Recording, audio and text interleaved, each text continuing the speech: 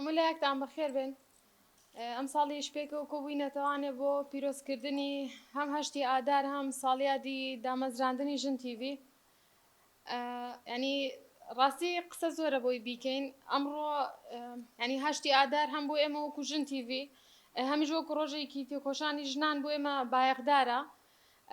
لە کەسایەتی شەیدانی 4 پارچەی کوردستان، شەید ڤیانجاف، شەید دەستینا قەندیل، ساکینە جانسز و هەموو شەیدەکانی تر ئەم ڕۆژە بەبەرزی بە یادی ئەوانەکەینەوانێ و ئەم ڕۆژەش لە سەرەتا لە ئەوان و لە هەموو ژنانی تێکۆشەر ئازادی خواست پیرۆز دەکەین.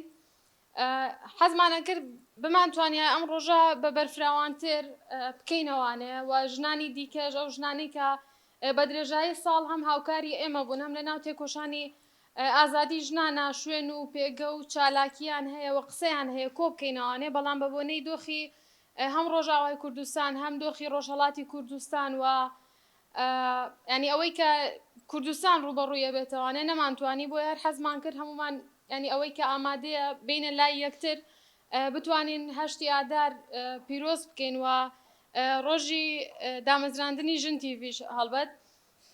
ئەنی ساڵی پار بۆ ئێمە ماوەیەکی کورت تەلەڤیزۆن داخرا، ینی بەڵام ئەمە شتێکی بۆ ئێمە نیشاندا کە هیچ کاتێک هیچ ئاستەنگیەک ئێمە ڕانەوەستێنی و ئێمە لەو ماوەیە کە بڕیاری داخستنی دراوە لەو کاتێک کە تێپەڕی بۆ ئێمە، ینی هەموو هاوڕێیان تەجروبەی ئەو کەمەدابڕانەیان کرد لە ناو کارە، ئەگەرچی ئێمە هەر بەردەوام بووین بە شێوازی جیاواز، بەڵام وەکو ئەو کاتانە نەبوو کە ئێمە هەموو ڕۆژێک دێنە لای یەکتر.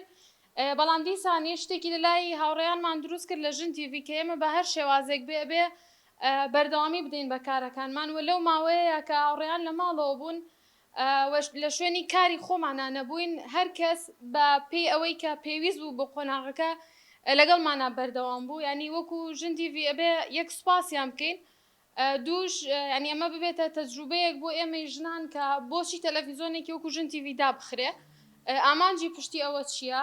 ڕەنگە ئێمە ڕۆژانە بەوەی ئەوەی کە بەردەوام لە ناو کاران گرنگی ئەم تەلەڤیزۆنە نەزانین، بەڵام لە دۆخێکی وهایە بۆمان دووپاتە بێتەوە دەنگی ژن چەندێک کاریگەرە، بۆچی ئەوان بۆ نمونە تەلەڤیزۆنێکی بۆ شێوازە دابخەن.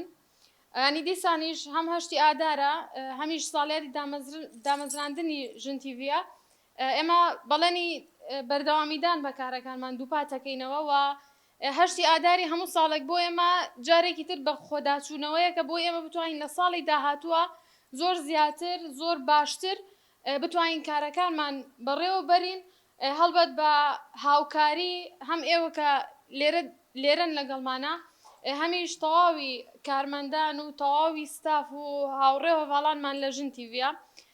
زۆر سوپاسان دەکەم هەم بۆ ئامادەبوونی ئێوە هەم بۆ هاوڕێیانمان کە لەبەر کامێرەن یان لە پشتی کامێرەن. یەکێک لە ئەو کەسانی کە بەردەوام لەگەڵ ئێمەیە لەگەڵ هیلاکبوونی ئێمە هیلاکە بێ دادا ئامینە، جاگەر بیتە لامانەوانێ قسەیەکمان بۆ بکەی. بابا وەرە قسەیەکمان بۆ بکە.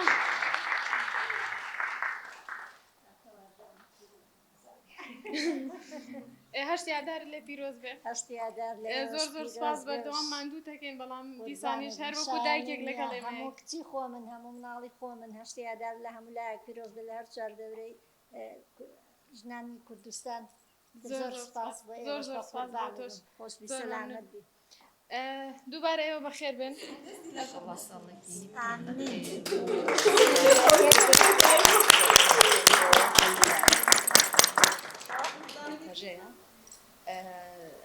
بەڕاستی ئەمڕۆ ڕۆژێکی زۆر تایبەتە، یەکەم شت پیرۆزبایی بوو دامەزراندنی ژن تیڤی، دووەم شتی بۆ هەشتی ئادار پیرۆزبایی لە هەمووی ژنی جیهانی دەکەم و بەڕاستیژی ژن تیڤی دەنگی ژنی ئازادە. زۆر سوپاس، دەست خۆش بۆ ئێوە. زۆر سوپاس بۆ ئێوە کە هەمیشە لەگەڵمانان، هەمیشە ینی پاڵپشتی ئێمەن. ئەگەر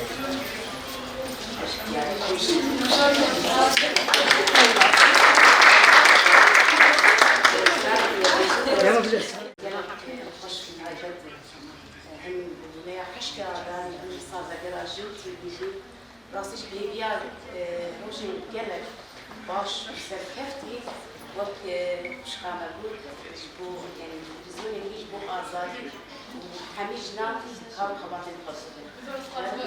درسته. یعنی چیزایی که جیان آزادی دیجن. شبا پروژه کی جنی مجموعه کردستانی بود. شبا همیشه نام پروژه هات چیده.